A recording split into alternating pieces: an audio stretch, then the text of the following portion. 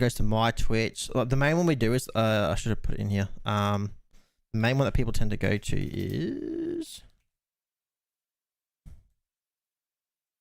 Oh my god! Let me just pull it up. Thank you that way. That's the main one that everyone goes to. That'll be the main one generally. But yeah, it goes to that. It goes to that Twitch, my YouTube, Couch Squad YouTube, and I send it out to Facebook for what it's worth too. Let their algorithms see what they want to do with it. Cool things. Mom, hi, I'm on TV. The cool thing with the cool things with StreamYard, Reload Player. Yeah, it allows you to do that. Has it gone live? Did it go? Okay, it did go live. Okay, cool. Also, your wallpaper. As the link. What the link is showing, yeah. Yeah, I know. I plugged them because I grabbed it off Google, so I don't want to get copyright. Cool. I have a plan to fix it up one day, but it's like, oh well. Today is not that day. Today's not that day. Let me. That shit.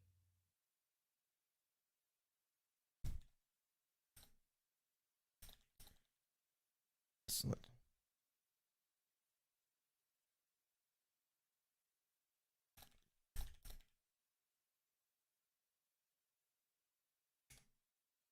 And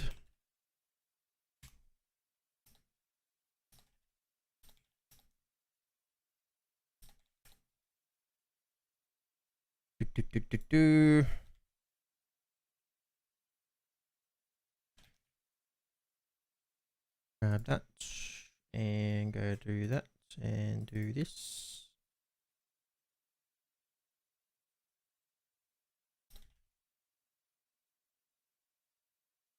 Twits.tv. Pings the Discord.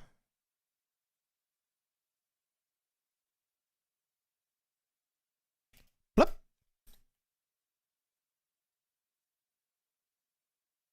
It sounds quiet.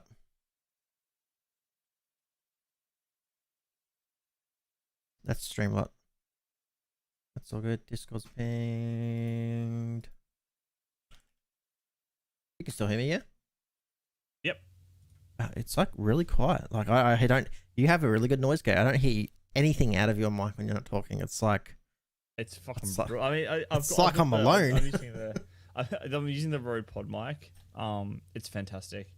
It's got the built-in pop filter. I mean, I'm just using like my noise gate isn't even that high. It's only on like 0.6. Yeah. Wow, that's crazy. Great. Yeah. They're pretty good for podcasting. They're pretty good for podcasting, aren't they? Because I got the Audio Technica. I think that's another pretty good range to have. The Audio Technica. They've got. Yeah, both them brands are pretty good. The ATs are pretty good. I'm a big fan of I've always been a big fan of Rode in general. I've loved their equipment for because I used to work with stage gear and all those sorts of work. Very familiar with the brand, which has always helped.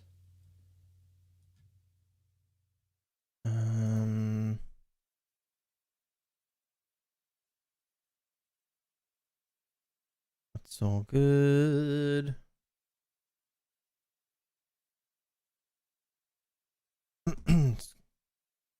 I'm kind of half ready now. Let's give a few more minutes for people to trickle in. Hello, everyone.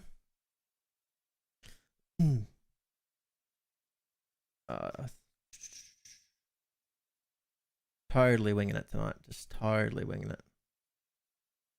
Who needs run sheets? Run sheets for the week. We're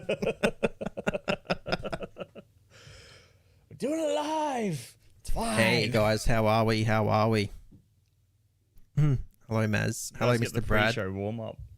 The pre-show warm up. Yep. Actually, speaking of warm up, I need to drink my 3-day-old water. Get that going in me. Change of plans. It's just me and Puppiez tonight. Like literally, the guys just like started dropping like flies. Yeah. It was like one abandoned me, and then the next one. I don't want to say the word abandoned. They've got stuff going on, so it's okay. But the first one abandoned me. I've intimidated the entire cast. Yeah. Without even getting on here. The entire cast was intimidated before you even got on. I know, and I'm like, and with an hour to go, I'm like trying to prep the. I'm really a nice guy. Actually, let me. I'll just. Scary. Now that you mentioned bottle, I'm gonna go grab a bottle myself, and then I'll be good. Hang on. Yeah, cool. So, chat, while I've got you alone, and Gav's left the room, all your podcasts belong to us. This is mine now. It's all mine. It's taken over.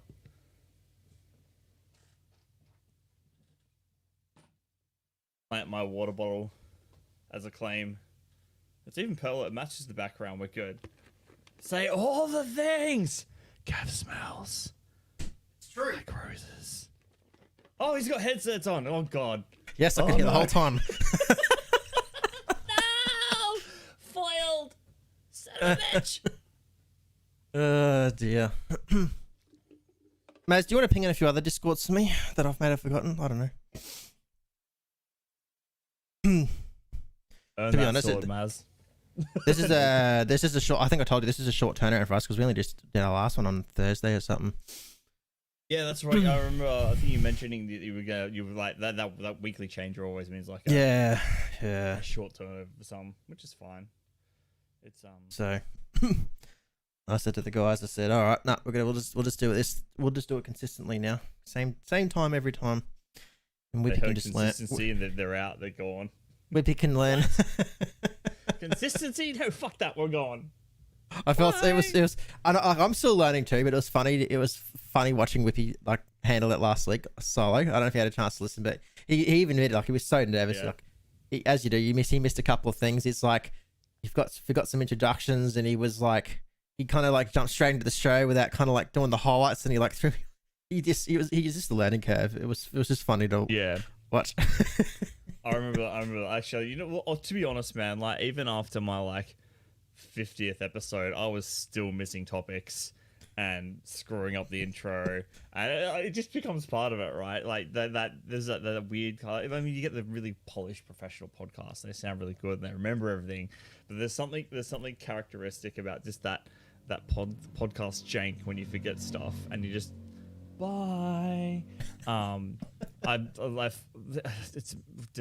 live like in Hoon Central. It's ridiculous. I had that. Yeah. I have like people doing burnouts like on the corner outside my house all the time. Hey, that's free After Effects. Yeah, exactly.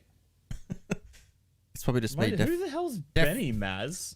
Who's Benny? I guess I could quickly on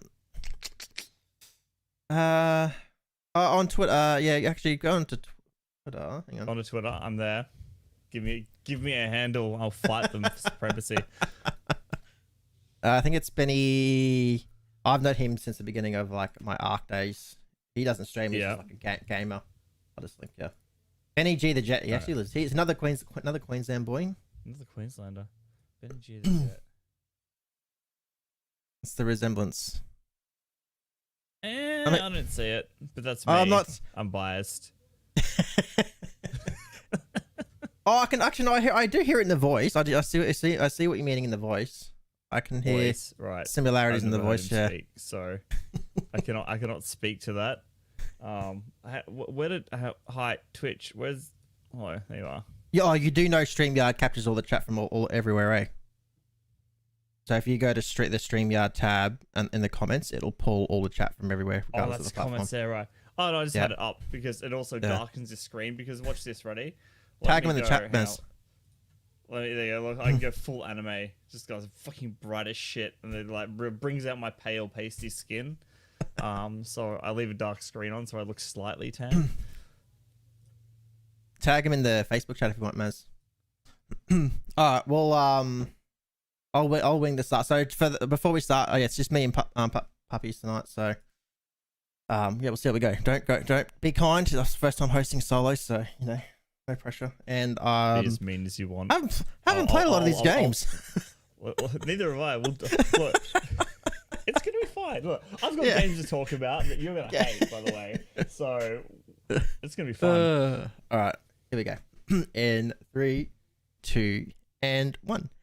Hello, everyone. Welcome back to episode 7 of the Couch Squad Podcast. My name is Mr. Nightlife. I am your host this evening, and I am joined by our fantastic guest tonight, Puppiez. How are you, mate? Good, man. Good. It's a little lonely this week. I think I've scared some people off. But yes, it is a little bit. It is a bit lonely this week. We've had to. I've had to scramble last minute. All my co-hosts have obviously been intimidated by you and gotten scared, and all by one, they've all kind of run off in the last few hours, and I'm left prepping the show an hour before, all by me lonesome. But here we are. Good times. It's the eyebrows. They get people every time. It's like, no, not the eyebrows. I can't handle it. Yeah. So yeah, no Whippy tonight, no Boo Boo, no Trish. They've all got some. Long story short, they've all got some IRL stuff going on. So, and they did kind of all drop off one by one. So yeah, I was just quickly having. I just got home from work and I'm getting all these. Obviously, the news they couldn't come on, so I'm like quickly had me shower and rushed me dinner, and I'm prepping all the extra show notes, seeing what other things I had to cover, and we made it. So yeah, I just got rolled up to my computer and just saw like 10 Discord notifications. But oh god, what's gone wrong? Looking forward to learning a bit about you, mate. I'm just going to get done with the boring intro stuff that people like me to get out of the way. I'll get the important announcement out of the way first for everyone listening. I know we've had some short turnarounds with some of the episodes. We had a special episode with our Gamescom episode. We just had episode 6 done on Thursday, which obviously goes to the audio platforms on Friday. And now we're here doing a live stream version on Monday, which will come to the audio platforms on tomorrow. So the reason for that is just due to my nature of my work being shift work. The days and nights which I have off constantly change. So that's why we had Whippy host last week to give him some practice. So we've decided to keep it consistent now. So Mondays will be the new day that we do our live recordings. That seems to work best for everyone. And on those days that I can't rock up, Whippy will take the reins, which means our audio versions will go out on a Tuesday once edited. So Mondays live recordings, and then Tuesdays audio platforms. So that'll have a bit of consistency. It'll save us changing the show times around every couple months. So yeah. And then the other bits and pieces, as always, guys, no matter where you are listening, please leave a like, comment, or review, or all that good stuff. And I think last week we said share it with your brother and sister. This time I think we should share it with your favorite dog. Show the episode to your puppy and see how they react to it. Yeah, we need this. I think that is just about it for the reminders. Highlights tonight. So what we got coming up? We actually have a lot. Even though it's only been 4 days, there's always something going on in Game Pass centric world. So, Craftopia has been surprising some people, and people are enjoying this like 6 games combined into one. I reckon you're gonna like this one. I think you're gonna like this one. So, can you see what you think about it? The No Man's Sky Frontiers update. We'll have a bit of a chat about that one. Surgeon Simulator 2. I seen like some person bowl a bowling ball and the 10 pins was someone's head like 10 times. So, but that's Surgeon Simulator 2 apparently. So, yeah. Told me already. Done. We'll have a chat about that one. Fallout 76, the Season 6 trailer. Probably one of the most exciting things, the 343. I don't know if you saw this one. 343 replied to the Halo flight test. So they submitted the response to everyone's feedback. So I guess we're gonna have to take a look at that. And then just games coming out this week. So not a huge lineup. It all sounds busy, but it's relatively light because we want to learn a little bit about Puppiez as well. Which I think we might do that first. We're going to change up the rhythm today. We always do the games and stuff. Put the pressure on me straight away, why don't you? Thanks. So let's just start with a brief introduction, mate. Kind of everyone, for those listening, like who are you? See, that's normally the question I ask. I'm not used to being on the other side of but this. you taught me. My first ever podcast episode was on your show, so I'm just learning from the master, mate. Oh, yeah, the master. Okay, cool. Anyway, hi. I'm Puppiez, obviously. I host a podcast called Two Left Thumbs, where I find people throughout the gaming world, generally other content creators, people working in the industry. So I've been speaking to sound designers, QA testers, voice actors, just not a few community managers as well. But I try to avoid community managers a little bit because I want to hear the stories from people that are actually really like working on the guts of the game, because I don't think they get enough attention, and it's really interesting to shine a light on them and what they like to do, and what kind of inspires them to create the games and the worlds that you're in.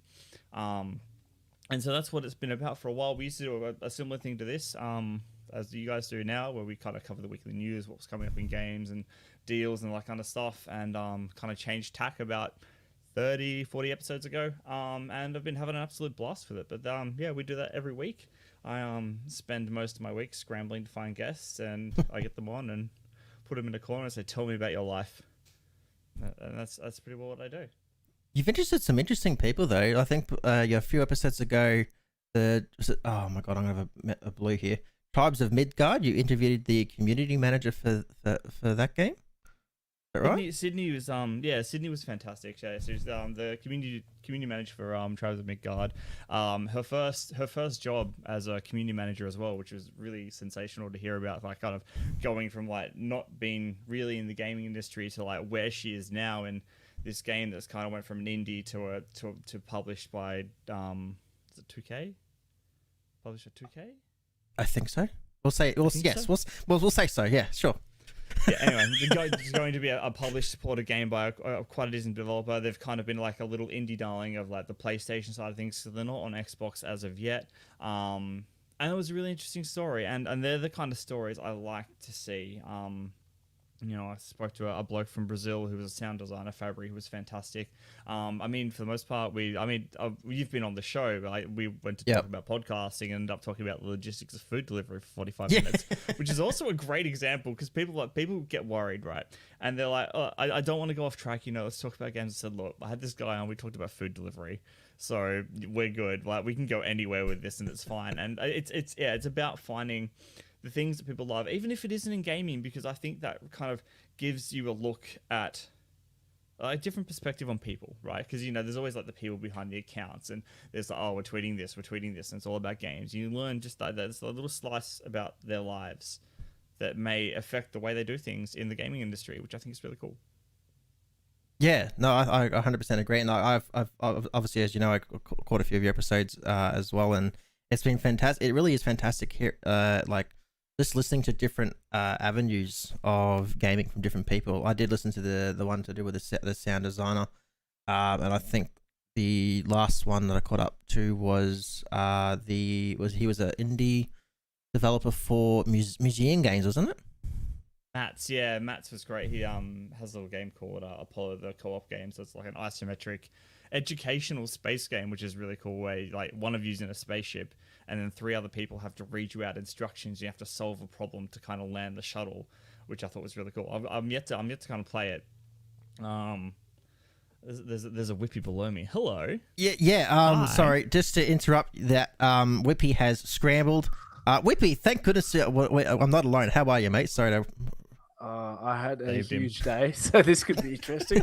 I threw on a rain show. I was like, "Yeah, okay, we're good." he's probably sitting there in his undies on the live stream. I promise.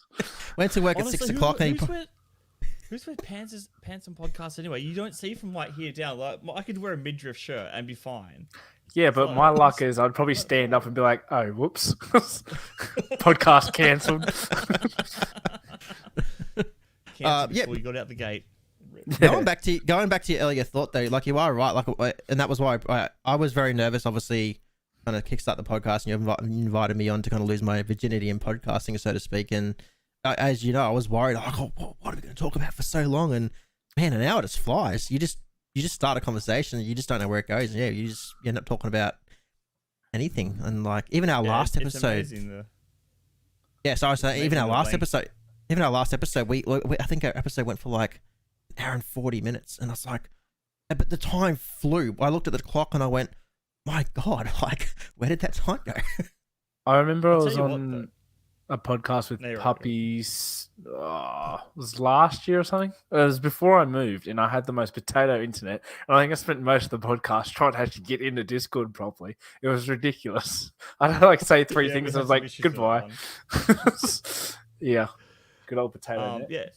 Potato net's always good. That's been an interesting challenge too, especially when you start doing more frequent guests, and not all of them have, you know, amazing internet or Discord for that matter. And you're like, all right, so you got to kind of choose a different way to attack that. And I mean, I know you guys are using StreamYard. I'm all in with Zencaster at the moment, which is just so good. Having separate audio tracks, so you can fix we've got that like with StreamYard. It's fantastic. It's fantastic. But yeah, like I've always find the first 15 minutes so nerve-wracking with any guest, right, or any podcast, because you're like there's still now for me that like, what are we gonna talk about? What are we gonna talk about? Where's this gonna go? Where's it gonna lead?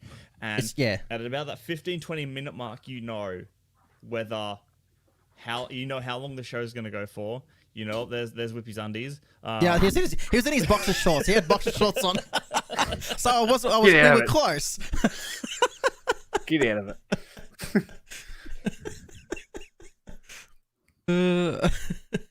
But yeah, once you get past that 20-minute mark, you know exactly what's happening. You've kind of got a vibe, and you're like, okay, this podcast, I can almost guess it now on how long the cast is going to go for, based on the first 15 minutes of conversation. Which is fun. You know, it's a fun little guessing game. It also distracts me from the absolute soul-wracking nerves I get in those, like, talking to strangers, because it can go anywhere. It's usually pretty good though. So last week messed me up. Hey, like I've been we spoke about you. I've been streaming for however long now, and I don't ever get nervous. Like, I'm very open. I'll just jump into things head first, think of the consequences later, sort of thing. And last week, for some reason, like, Nightlife was like, all right, now go. I was like, I can't do this. It was so nerve-wracking. I don't know why. As soon as we started, I was fine. But just that first bit, I was like, and I think it's because of the guest too. That half made me nervous to begin with, hosting my first little thing. Was that Diana? You guys had? Yeah, we had Diana. Yeah, she was great. chill. I had her a while back. She's a fantastic talk to. She's just so passionate, which makes things a lot easier. But yeah, honestly, I was still like that at episode like 80, trying to run the show still. So you're fine. It doesn't get any easier. It's a struggle here. From like here on, you're good. Yay! Can't wait. What kind of got you into the podcasting scene, mate? I have to solely blame Static Oz. Shout out. He was the original creator of Two Left Thumbs. Him and Dawn of the Dan were just two mates. Wanted to chat about video games, and then I went, sod it, we'll do a podcast. And then Static and we'd known each other for a while through streaming. And I'd just moved to Mixer, and he'd just moved to Mixer. He said, look, I've got this podcast. I'd been listening to it for a while as well. And he's like, I'd love you to come on and talk about your experiences with Mixer, why you moved over, all that kind of stuff. So, yeah, sure, why not? And so they had me on, and I never left. I've been here ever since. I don't know, man. I just really enjoy it. I didn't expect to enjoy it as much as I did. It kind of got its claws in me fairly hard and fast. And like the next week, they're like, look, would you like to come on as a permanent guest? I'm like, as a permanent host. I'm like, yeah, sure, why not? And it just kind of took off from there. And since then, you know, I've been on lots of other podcasts. I haven't started a second one yet, so I'm not totally addicted yet. I don't know if I have the time for a second one. I don't even know what I do. That's a whole other thought I've been talking about lately. Actually, I was funny you talk about second ones. I was even not that I was. I think I'm the same boat. Like even I know I've only just started this one, but like it makes me like I enjoy like the interviews that we've been doing. But the problem with the not so much the problem, but obviously I'm not a fan of like really long like episodes. And when you're trying to do like news type podcasts, and then obviously factor in your guests as well, that they can end up being quite lots of what I did think about the idea. I was like, what if I had my own little side podcast, just me, where it's like kind of interview just anyone really, just have a chat. And I'm like, oh, do I really have the time for that? But you know, and then like even Trish and Bibi that have been on the show, like even they've got an idea of doing. I kind of told you off stream that person has autism, so she's thought about doing something around like autism or mental health or that kind of thing. So like, I lost like you. Like, more educational casts like that, I think would be fantastic. Yeah, it's a good way, because again, it's like it's passive content, right? So like you can like, and it's passive on both ends. Like you produce a podcast, you put it out there and gone, boom, send it, done. Don't have to think about it again till next week. The listener gets it, and then just boom in their ears. They don't have to be. I have to be sitting down. I don't have to be, in front of a screen. I can just plug it in my ears and go. Do it in small bits. Do it in one large sitting. No way driving, and I think that's what's so great about it is. It's just it's you there. You don't have. It's not like streaming. You have to. We're going to be there 3 days a week, 5 hours a day. I've got to do all this networking. And I was speaking to someone else about this on my guest for this week. Mr. Bad Bit. There you go. Small teaser. Spoiler. And he's been running the podcast trophy podcast for like 4 years, 5 years. Okay. And we were having the same discussion where it's like, you don't have to worry about it. You don't have to worry about YouTube so much. You just throw it out there and let the audio gods just have at it. And the people that are there listening to the podcast are there for the podcast. Like you look at like YouTube attention span, it's like you can get 5 minutes out of someone if you're lucky, and it starts to drop off. Actually, just on that thought, real quick, you're almost spot on. I watched the interview. I watched an interview with. I don't know if you watched the Buzzsprout YouTube videos much or not. They're one of the pod. They did an interview with someone, and they were speaking about the statistics around went for about an hour, and it was around the statistics to do with like YouTube and reading of blogs and podcasts, and they spoke about the fact that of how many podcasts are on. I think there's about 2 to 4 million. They said it's still quite young in the space. Anyway, so they said the based on a 30-minute video, only 19% will make it through the entire video. Off a blog post, they said the average was about a 4-minute read time, and I don't know if you know this or not, but I found it interesting. The podcast episodes, 95% make it through an entirety of an episode, which makes sense because you I guess when you think about it, with an audio episode, like I said, I think I tweeted out, like I was tuning into one of your episodes at the gym, like just while doing my workout. I can't be watching YouTube videos or really doing much reading while I'm trying to lift me weights. It just doesn't work. Yeah, like I said, it's passive, and like most people will get through an episode quite easily. And I think I found as well, like just looking at analytics, I don't know if you've looked at yours much, but what's really interesting is the age range. So with most like video style gaming kind of content, you're looking at people in their 20s, right? And what I've noticed is with the podcast platform in particular, you're getting people at 25 to 40, and nothing below that. So it's for us old fogies. But our statistics are hard to measure really at this stage. Our statistics are still fairly young. Yeah, we're still young, but it's also I think for us as well, we have a very strong live presence as well. I think, and now that we've obviously chosen a set night that will be live every week, so we generally on a good night we've hit around that kind of 20 mark on the live streams. For Twitch, we've only just started the restream aspect with StreamYard, but then we obviously got the VOD aspects as well. So, we obviously break up the video of the episode into its own segment. So, for example, when we did the episode around Flight Simulator, I broke up that portion of the episode into its own video for YouTube, threw it on my channel. And that little video got its own, I think it was like 200 views or something like that.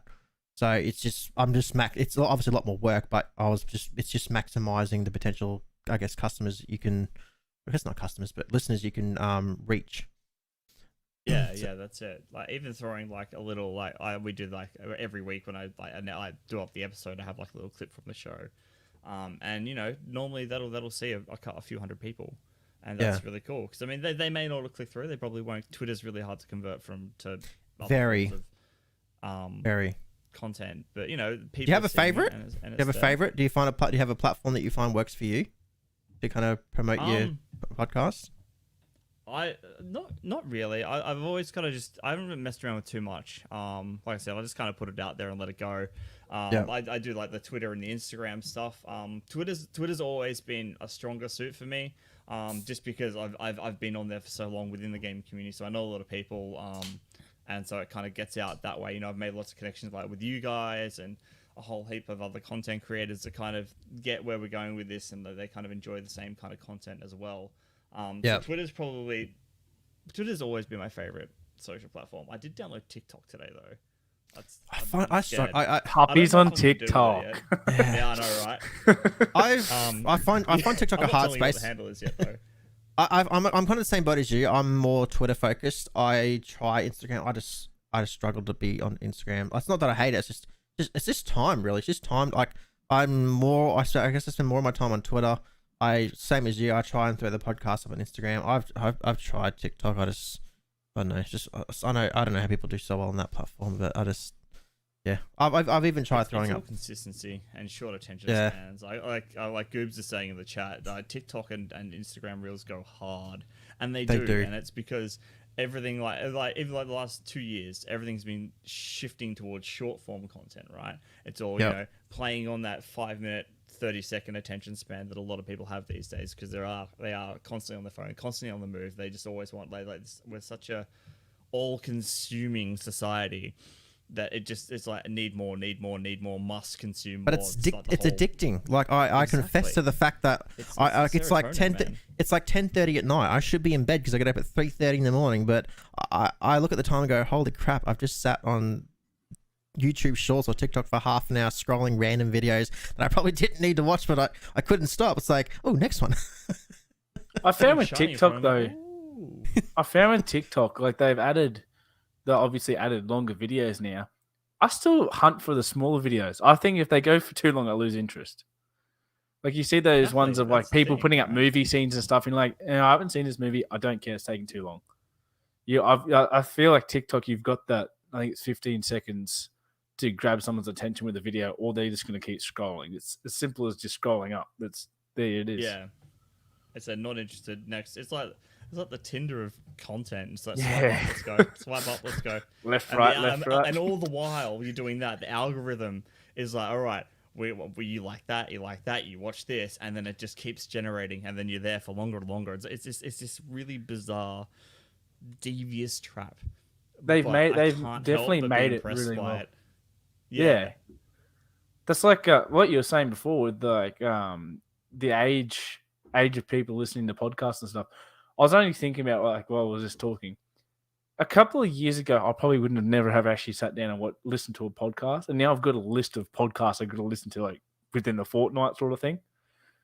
I prefer listening to than over music sometimes because it's one of those things where you can sit in the car and just kind of sit there and listen and not zone out, but half zone out, or doing your mowing or whatever. Like it's one of those things where you can just kind of do it whenever and wherever. Yeah, so true. Definitely. Let's get into a little bit of Xbox news. So, because we do have a little bit to get through. So, and I'm glad Whippy's here, so I don't have to talk about someone by myself. So, one that's caught everyone off guard, Craftopia. So, Craftopia hit Game Pass this week. Now, this one hit Steam. I want to say I went to write the date now. It's been on Steam I think it's been for a year or so. Let's say a year or so. It's in early access. It's still in early access on console as well. So it's available as part of the Xbox's game preview program. I think it's like $30 to buy or just download it on Game Pass. This one, it's a new multiplayer survival action game that's actually made in Japan.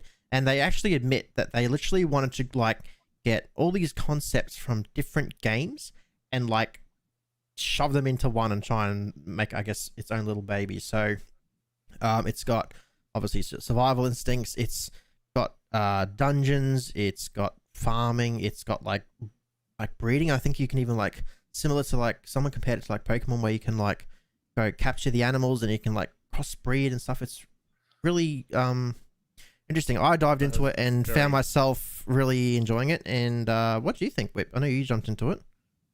I really enjoyed it. I didn't think I was going to play it for near as long as I did, and I will keep diving into it. I think I streamed for nearly 2.5, 3 hours or something. And I think I've gone to another map, and it's definitely a fun game. But the one thing that I noticed is you have to make sure you're checking everything before you go and do the dungeons and stuff, because there's so many chests with swords and stuff in it that make your life so much easier. But it's definitely one I think people need to keep an eye on. That's for sure. Yeah, so like just to try, there was so much. I actually tried to make a list, but so there's like over 100 different skills you can learn.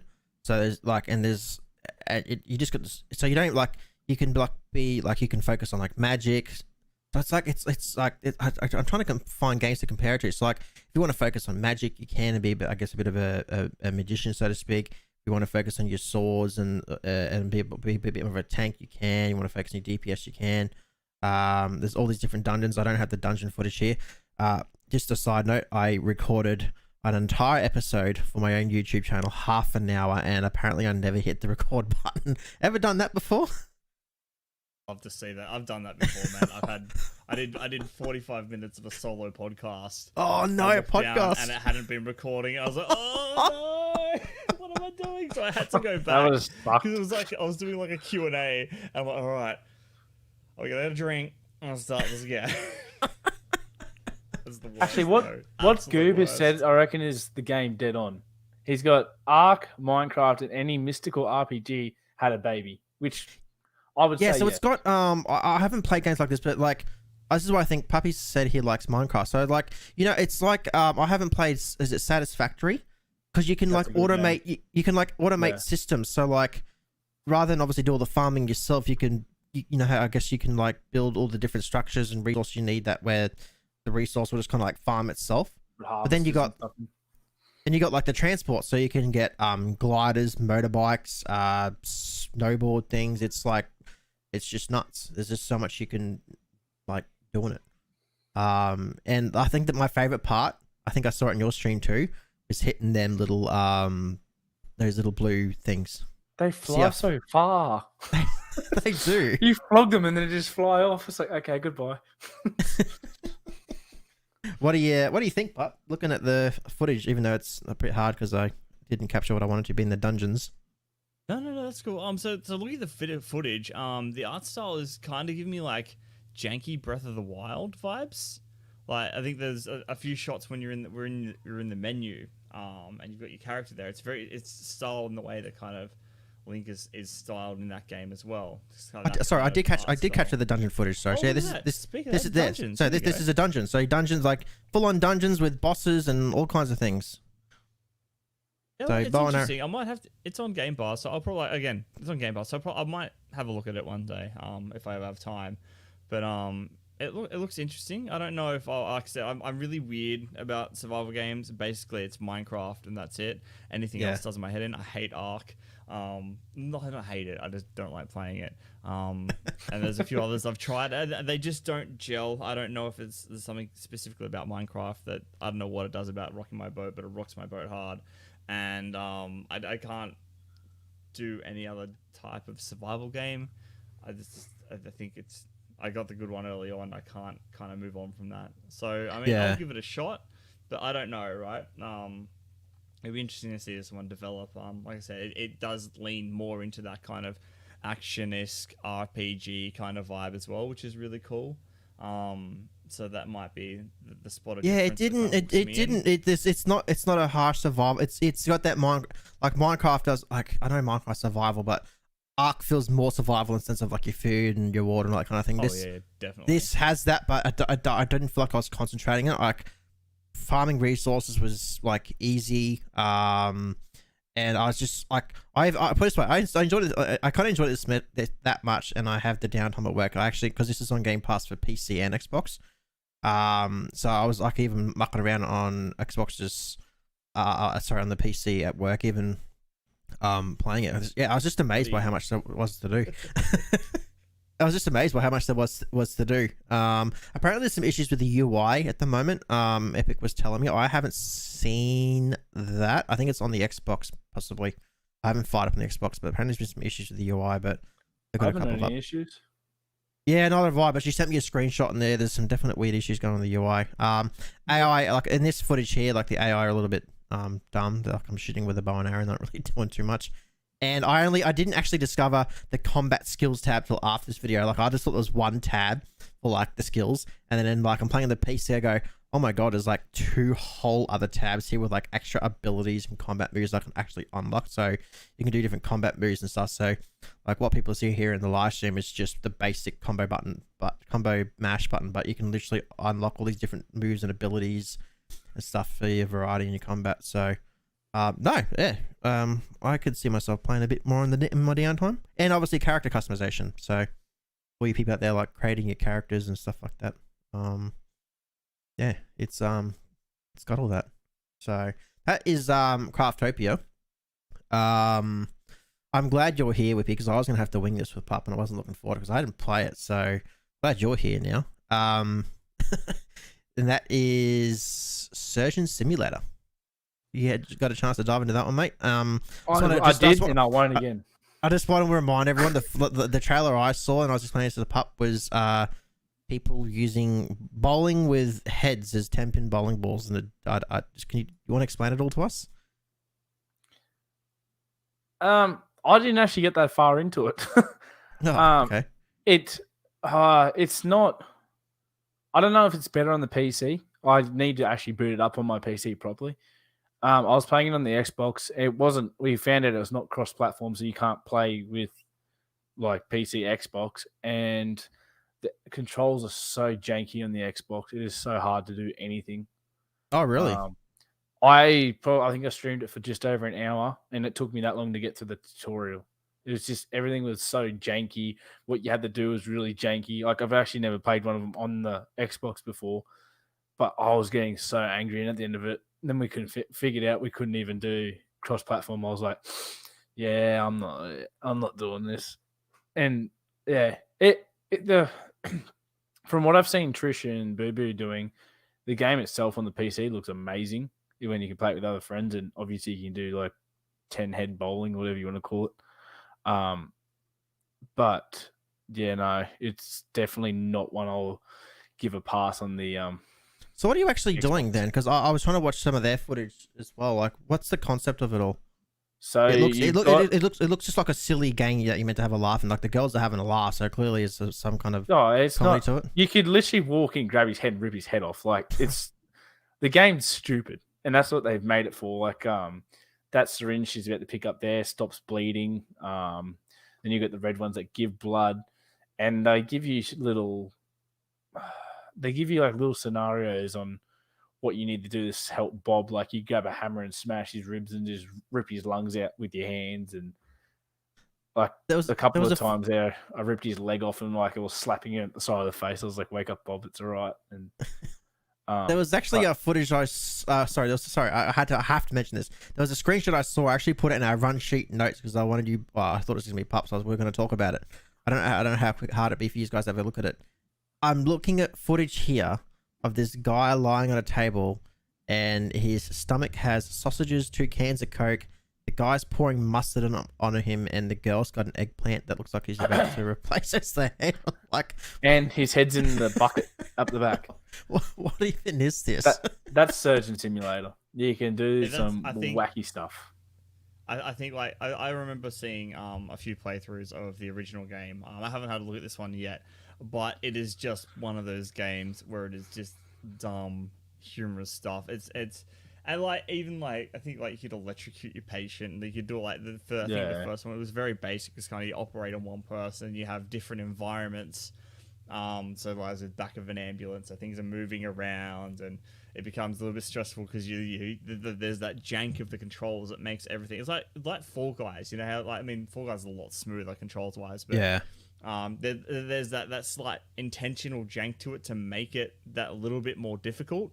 So you're not like trying to be as precise. So you just, like you said, you go silly with it, and you replace ribs and lungs with Coke cans and intestines with hot dogs. And I mean, who doesn't want an eggplant as a head, right? I think there's a very fine line though, like the making the controls that it just felt really unnatural in the Xbox. And Trish and Boo Boo said it felt like it was going to be fun, the controls on the PC, but they weren't necessarily that hard that it was getting there was one part there where I had to, in the tutorial, you got to saw his arm off. So they just give you a timber saw, which is okay. and you and you're sawing his arm, and you've got to literally grab that left analog stick and go like this to saw his arm off, which is fine, but it doesn't work properly. And then at the same time, you've got to hold the saw the whole time, and I ended up getting the shits and ripping his head off. So it's one of those games. Yeah, I was like, get out of here. I won't repeat what I said on stream, but yeah, it was pretty much you're done. You can go and get effed. So it sounds like they, because so they didn't have the first one on Xbox. It sounds like maybe they haven't ported the controls over very well for Xbox. PC would have the issue because really perfected it, yeah. Because on PC, that's what it's sounding like. That motion would be the mouse. Things would be a lot smoother. But yeah, I mean, hopefully they can improve it. It'd be good to see. You know, I love games like this, especially now it's a multiplayer. I feel like this game would be amazing in VR. It would be absolutely amazing in VR, I feel, but apparently it is VR on PC, but I'm still yet to see anyone play it in VR. Yeah, and like Pup was saying, it's multiplayer now too, so you can team up with your friends or be against each other and stuff as well. So I don't know if this one's for me. Look, it does look a game you could have a bit of a laugh in. If you're not going to take it too seriously, it does definitely look suited to VR. But there's like all you see is their hand. Did he just shove something? Yep. Well, that's the second needle that's gone on the crotch for Bob. Yeah, I was going to say. I don't know what. I think he might be getting some enlargement surgery. Yeah, some enlargement surgery. I mean, yeah, that's what I was meant to do here, Boo Boo. What were you doing? Know, that's what that was what the eggplant actually was. Yeah, it went wrong, came off. Like, oh, we're gonna shove it back on somewhere. Just stick it in his neck. It'll be fine. I did that yesterday. When the first tutorial mission, you got to rip his leg off, and like you don't take it off nicely. You literally grab his ankle and tear his leg off. And then you had to jam that yellow syringe in to stop his leg from bleeding. I completely missed his leg straight in his nuts. I was like, sorry, buddy. But somehow his leg stopped bleeding. He wouldn't feel it anyway. It's fine. No, it's that's anesthetic, right? Yeah. Well, there you have it. Surgeon Simulator 2. Okay, we can't really speak too much on that one because the girls had played. That was like their assigned game to fill us in on, so they're not obviously couldn't make it tonight, so we had to fill in that gap there. Job. So one job. My God. So that's what us boys can tell you from the stream I'm watching, or for those that are on the live stream, we're watching Boo Boo's playback on it. So yeah. Anyway, available on Game Pass for PC and Xbox. So by all means, go check that one out. Just a couple of mentions now because we haven't played these games. I was going to mention them, so we can't give you either good or I guess bad feedback on them because I haven't played it as much as I've wanted to play it. No Man's Sky has had the Frontier update since our last episode, so this is like I don't know how many updates they've had now. It's ridiculous, in a good way, that of course. So this is their Frontiers update. So this now introduces planetary settlements. So you now have clusters of trailblazing aliens that have banded together to build planetary settlements, and these pioneering settlements are full of life and promise and can now be found in inhabited systems all across the universe. You can now found your own settlement, so you can earn the respect of the citizens to become the overseer of your very own settlement. You'll be responsible for all aspects of the settlers' lives, such as like naming the town, choosing what to build, commissioning festivals, all those sorts of things. And they've also got breathtaking nebulas, so the interstellar clouds have gathered in deep space to form spectacular multicolored nebulas, and a whole lots more. Like there was just even too much to even put in my show notes. It's actually kind of crazy.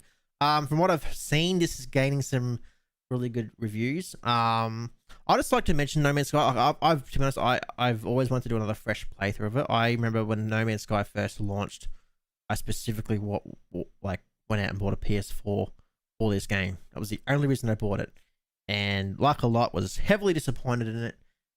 It under-delivered, but I like to mention this, and I know you boys probably haven't played it as well. I just think this game's redeemed itself. What do you boys think about that? I'm definitely going to download it. Yeah, look, I think No Man's Sky has been one of those games that has made a genuine comeback. I think it's a game now that people look back to, especially when a game launches horribly. It's like, oh, it's alright, they'll pull a No Man's Sky, right? And I think that's really good. I think the developers have done a fantastic job listening to the community, getting back in there and going, right, what can we do to make this game, the best version of this game that it can be? And they've worked really, really hard at that. They've been bringing out consistent updates. And I think they've done a fantastic job. And again, I haven't played it. From what I've watched and from people I know that have played the game, spoken about their experiences. And I think they've done really well. I think they've done a fantastic job bringing it back. And now with these new updates that are now not fixing bugs, but just making the game more fun for people and more interesting. It's great. I'm all about it. It's one of those games where the possibilities are more or less endless with what they can do too, because it is a big game. And adding things like having your own settlements and that is just the start of something bigger they could do. Which you know what's surprising? Like, it wasn't that. I think it's bigger on PC, but I went to do an install of it. It's only like 13 gig or something. This game, it was quite tiny. I was quite surprised. Wow, that's small. It's like small. I swear on it. I swear on PC it's like 100 gig or something. It's bad. The other day I was cleaning out my cupboard and I've taken the old PS2 out of the cupboard. I was like, oh, here's my memory card. It was like 14 megabytes or something, but it had that many games on. I was like, oh, how times have changed. Oh man, I just had to buy a 4 terabyte hard drive for my computer because I was just running out of room. Like 2 terabytes was not enough. And I'm like, oh. I feel that. And yeah, and I'm halfway filling that now. So good times ahead. I'm sure I'll be buying another one.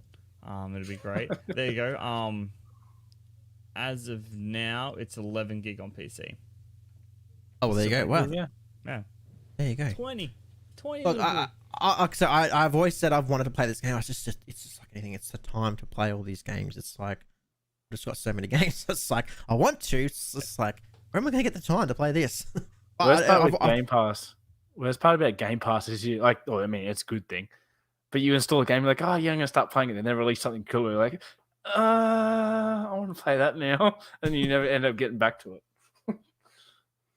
Yeah, okay. How many games have you actually finished this year? From start to finish? 3. No, I think it's more than 2. Well, what month are we in? September, right? September, yeah. It's probably more than 2. But it's definitely less than games I haven't finished. Again, let me guess. It's not that they're bad games. It's just other games come out and you go, I'm going to go play that now.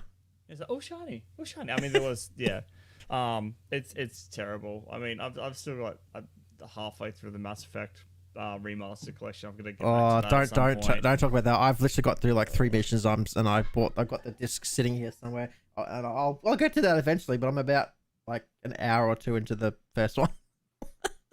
Yeah. There's more games coming out like this year, and there's some games I can't remember all of them now, but yeah, there's so many games I want to play, and it's like I still got to finish my old one. My backlog is just exponentially growing, and there's even games I want to play with friends. Like I got back into Tarkov for a little bit. Ooh, Tarkov, and just playing with a mate of mine, and I'm terrible at it. But he carries me through and he does like the little tour guide, and I would go here, you need this, we'll go here, and we kind of goes around. And I miss every shot, and he protects me until I die. Normally he goes down first. I accidentally shot him in the leg once. That was an experience. But and I want to make time for more of those games because I really do enjoy playing with my friends. And now that I'm working so much, I have very little social time, and so I try and capitalize on that. But it never happens. And then all these single players come out that I love, and I was like, oh no. It's always the way, isn't it? It's always the way. Terrible. What else have we got in the news space? Fallout 76 has Season 6 dropping on their radar. So this is the Unstoppable themed, bringing new outfits, weapon skins, allies, and more. Plus, obviously, a new season. I don't call it season pass. Scorecard, I think they call it. again, I have played a little bit of Fallout. I've played a fair bit of Fallout 76, not a lot as a lot of people. And again, it's just for me, this one's time. I actually really enjoy it. Problem I have with this one is, again, it's time. And to this game, I think this game is similar to No Man's Sky in the sense of it's redeemed itself. But this one, I feel, has struggled more with its reputation. I can't find anyone that enjoys playing this one. I tried getting Whippy into it. He lasted half an hour. And Goobs is saying, don't get me wrong, I think it was a huge letdown at launch. But I think it's turned itself around. Like, it's quite an enjoyable game. I haven't dived back into it in the last little bit. I think I'm like level 60 or something like that. But yeah, so this one drops soon, I believe. I'm just going to bring up the notes here for the peoples. So yeah, so new scorecard, new season pass, all that kind of thing. You're going to be meeting Daphne and Maul. And it's going to be to do with the Unstoppables. So yeah, that one comes out soon. So for those that are in the Fallout 76 space, what do you think? I don't even need to ask Whippy that question. Game can go to hell. He's not a Fallout 76 fan. I'm not either. I kind of enjoyed 4. I've never really got into the Fallout franchise. I really want to go back and play New Vegas because I have heard amazing things. I've seen people play and it looks like a lot of fun. New Vegas I think the only time I dove into this game is they had a free weekend when they released that Battle Royale that they did. Oh, yep. And that was enough for me to know that I wasn't going to enjoy the game. I mean, it's probably better now, and I know there's a very niche audience out there for Fallout 76, and the people that play it absolutely love it, and that's awesome. I'm glad they have a game that's like that for them. It's just not for me, and that's okay. That's all right, because some games are like that. I didn't like the jank. It was still super broken when I played it, and I'm kind of glad I didn't buy it. But yeah. So I'm like you. I've played 4. I keep hearing that 3, like New Vegas, is the best. I'm waiting to go back. I did really enjoy 4, but yeah, you're right. It has a niche community now, but from what I'm seeing, I think people just want the next series in its franchise. I don't know if they're going to get one, but I mean they might go down the track. But I think people they want a single player. Skyrim. They want a Skyrim 45th edition. Yeah. Or well, to be honest, I think we'll see. I think we'll see Starfield before we see another Fallout. Personally. Oh yeah, easily. Honestly, I'm okay with never seeing another Fallout again, as long as we keep seeing Obsidian bring out games like Outer Worlds. And now that they're both under like the Microsoft umbrella, it would be really interesting to see those guys come together and make a game. I don't think it'll happen because there's a little bit of rivalry there, a little bit, but you know they both make really good RPGs, and you know obviously Obsidian have really doubled down on that space theme with Outer Worlds, which was fantastic. I love that game. They've got a second one coming out, which is like yes. I need to. I have not finished the first one. I really enjoyed it. I've got to finish it. It's on the. I'm gonna do it. It's gonna happen. That's gonna happen in 2032. Yeah, so I've got a backlog. Let's leave Fallout alone now and give me like new stuff.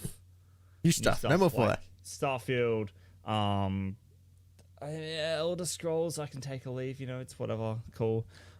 Dragons and stuff. It's fine. I'll probably get some hate for that. They need to stop releasing the online ones. Everyone wanted a new. It's pretty good.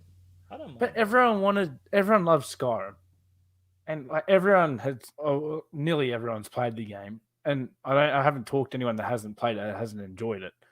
But they kept releasing. Everyone wanted a new Skyrim game, not necessarily keep remastering freaking Skyrim, but I wanted a new one. And then they released a trailer, and all you see is a mountain. I was like, stop. That's if you're not going to give us something half decent, go away.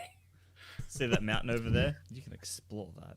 Yeah, one day in 2032, you can explore that. When your hands are old and crippled and you're we'll be 80 years old. Because you can't move anymore. It's like, I remember Skyrim and it's straight in your spine. First, second, and third edition. You kids with its 196th edition don't know what Skyrim was like. Okay, do I confess that I've never played Skyrim now or later? Oh, dude. I haven't either, man. Okay, that's okay then. Skyrim shit, I've never played it. I played the fourth one for like half an hour. Again, I was in a very different headspace as a gamer. You know, I was all first-person shooters, and that was pretty well it. So I got about 3 hours in and got bored. So, again, short attention span. So yeah, I played a little bit of ESO. Kind of enjoyed it. There's a lot to that game. Coming in late to it, it's very overwhelming, which makes it very difficult to get into. But yeah, that's the extent of my experience in like the Elder Scrolls universe. Well, a game I'm sure we have played is Halo. I'm sure we've all played that version of a game, Halo.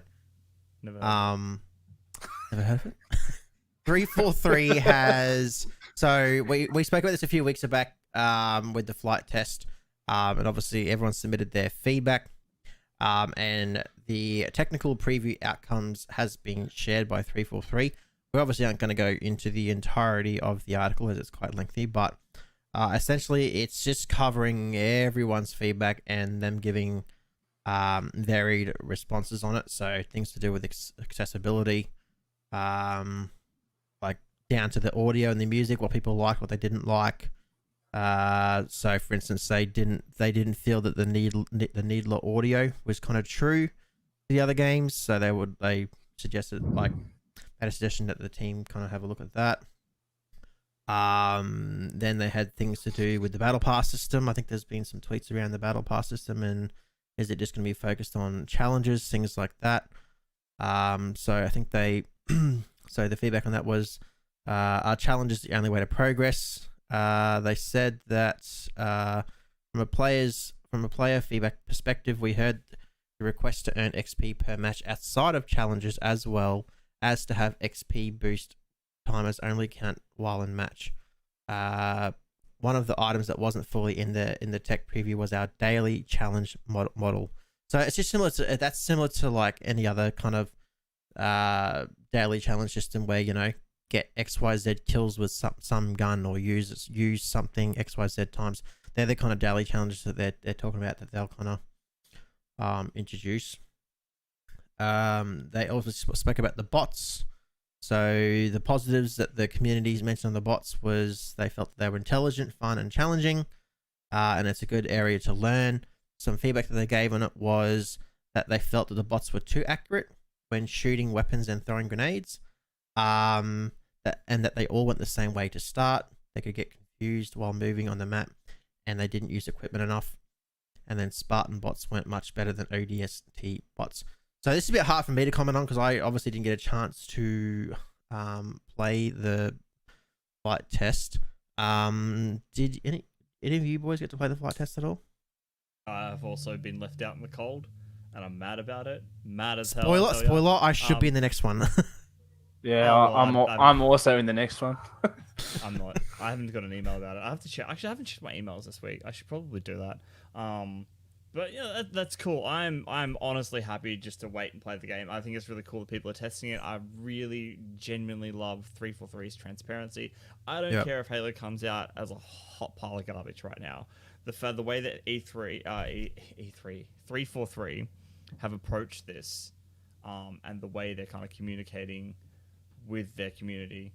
I mean, it's been a bit of a double-edged sword for them at times, but I think it's fantastic. You know, they're keeping us in the loop.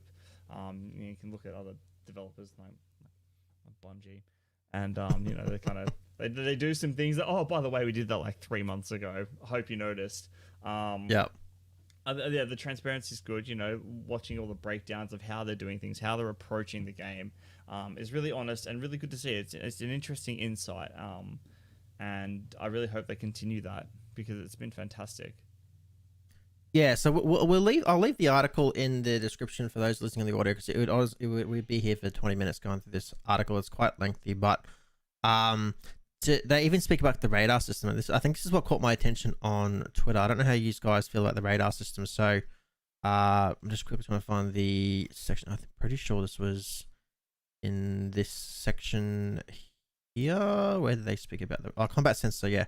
So feedback. Some liked the combat sensor, though most found it confusing, and then some wanted height indicators as well. I will read this section. So it says the combat sensor or radar that sits in the bottom left of your HUD followed a different set of rules in the previous Halo titles. It only displayed enemies when they were sprinting or shooting, which was more in line with Halo 5's threat tracker. It says that they knew that this implementation was going to feel different, maybe even a little contentious, and that's why we wanted to get feedback on it as soon as possible in the tech preview. While some appreciated the new approach, we found that most players missed the old properties in these social matches. We've updated the combat sensor to feel more like the motion tracker of old, which shows all movement besides crouch walking, and should have that ready for folks to test in the next flight. Be sure to keep an eye out. That seemed to have a bit of mixed reviews. Some didn't like that move, and some did. Do you guys have a preference on your radar, or do you just aim and shoot? I just aim and shoot, walk around corners. How did I die? And then get mad at them for hacking. To the radar. No, fuck the radar. I'm not doing it. What about yourself, Whip? I'm sorry. I had someone talking to me in my ear. What did you say, sorry? We said that you suck, and do you agree with that? Yeah. Never mind the question. So, we're just talking about the radar system. So essentially, have you played much of the Halo multiplayers at all? Like Halo 5? A little bit, not a great deal. Okay. Yeah, so essentially they're utilizing, they were testing Halo 5's radar system, which was more just a threat tracker. So it only tracked certain types of movement. People preferred the old style of the radar, so they're going to put it back to the like the more Halo 3 side of the tracker for the next flight test. I had some kind of mixed reviews. What was your thoughts, Scoobs? Just Scoobs is from asking what was your preference on it? Did you have a preference on the tracker? And while we wait for a response on that one, and then they spoke about medals as well. So again, we're not going to go through the entirety of it because it's really that long. And I'm still scrolling it. I've only just got to the bottom of it now, so I'll leave the article in the description for our audio listeners for anyone that wants to scoot across and have a read of that one. That is the end of the games that have kind of come out, and what's kind of what we're up to date, so to speak. But we don't get to relax this Game Pass because there's still more stuff coming out this week. It just doesn't stop. So we have 4 games coming out in the space between now and our next episode. The first one coming out is called Crown Trick. Now, if you're wondering what the hell Crown Trick is, you can be forgiven because I had no idea. Had to do some Googling, had to do some bit of research and all that kind of thing to kind of figure out what Crown Trick was. So Crown Trick has actually been out since 2020 on Steam. It must be good because it's got very positive reviews. Not just positive review, guys, but on Steam it says very positive reviews.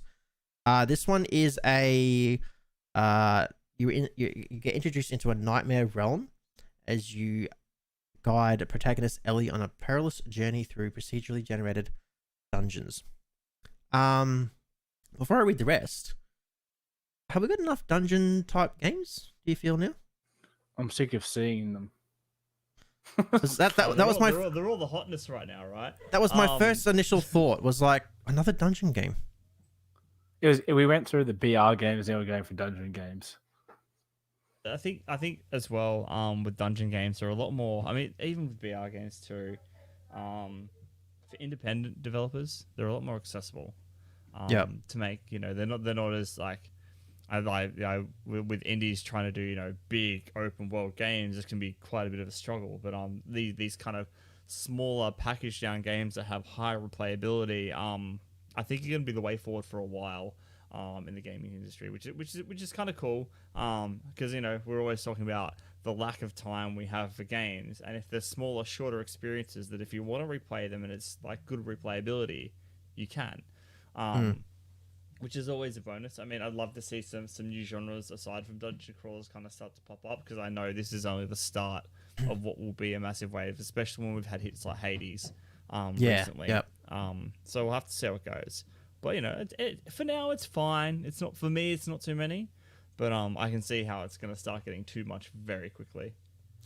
It must have, like I said, it's got some great, like, I'm keen to check it out just because Steam's given it a good rap. So it says players will need to strategically plan each move in order to survive using a combination of skills, familiars, and weapons in order to escape the Nightmare Realm.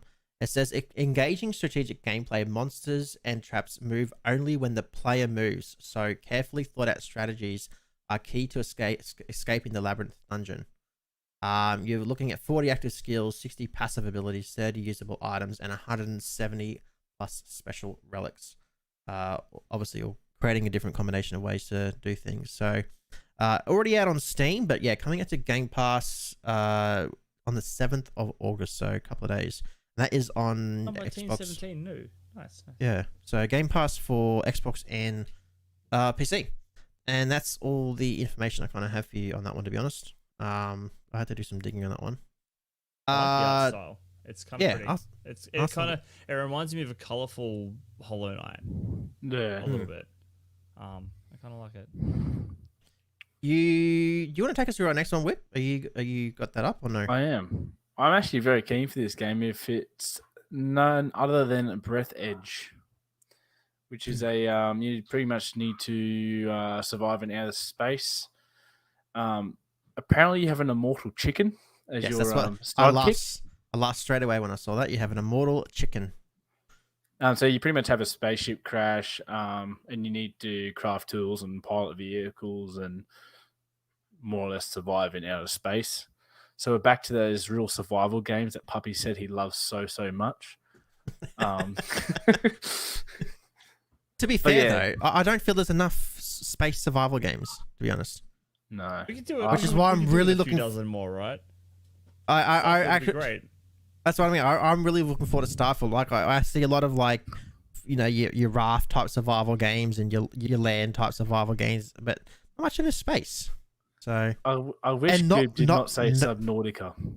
And no, you don't. You definitely don't see survival games with immortal chickens. I wish Goob did not say Subnautica, because now that's all I can see: Subnautica in space. Out of all the games, actually, it's very true. Chickens are the most dangerous thing in gaming. So having an immortal one at your side may not be such a bad thing, right?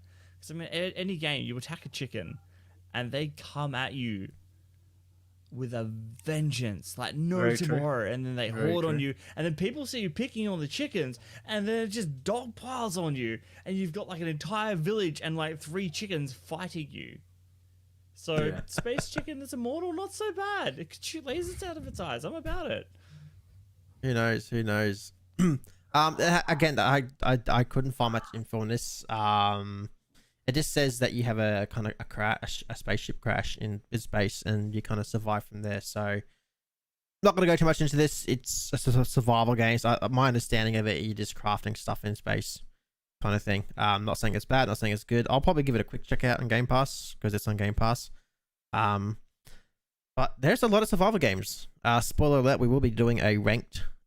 I'll be catching up with a particular guest, and we'll be ranking all the survival games on Game Pass. And I can roughly tell you, because I'm going to add more to the list, there's probably a good 15, 16 games on Game Pass that are in the survival genre. 15, 16 games. Surely Banjo-Kazooie's in there. I just missed what you said there, Pups. I didn't catch you, sorry. Oh, I was just grunting at the vast amount of survival games that I'm thrilled. And when you were saying like, oh, I've got a guest coming on. Oh God, we're gonna talk about survival games. Don't rope me into this like short notice. I want to turn you down live, man. Puppy just goes offline. Oh, my internet cut out. Sorry, guys. Oh, sorry, power went out. My bad. Oh. What a shame. What a shame. All right. The next one coming out is coming out. Surprise. Nuclear Throne. Now, the last one I mentioned, which was the Crown Trick, I said it had very positive reviews, right, on Steam. So this one, Nuclear Throne, has been out since 2015. I'll be honest, I've never heard of it. I don't know if that's a good thing or not, but it has overwhelmingly positive reviews on Steam. So not just positive, it's got overwhelmingly, can't even say that word. It's got positive reviews. So does that mean it's good if it's got overwhelmingly positive reviews? Judging from the gameplay, no way. I don't know, man. I kind of like it. It's. I mean, sure, it's that older style kind of look to it. Kind of give me like the 16-bit jazz jackrabbit kind of vibes, but dungeon crawler. I mean, it's a totally different game, but same kind of aesthetic to it. I don't know, it could be a lot of fun. I also love the description on this. It's a post-apocalyptic roguelike top-down shooter. I mean, that is one hell of a mouthful. But I like it, and I think this would be one of those games. This would be a lot of fun to play. It's not super serious. Like, look, it looks kind it's of the Ascent, but 20 years ago. That's essentially what it is. It's a top-down shooter, but it's the Ascent 20 years ago. Yeah. Fair enough. Quick comparison, yeah. Top-down shooter. Never... But it's 20 years ago. The graphics from 20 years ago. If you install this game for the graphics, you're going to be disappointed. These graphics look like they're done kind of well for the style they're in, right? I think that's a bit of a misconception a lot of people have.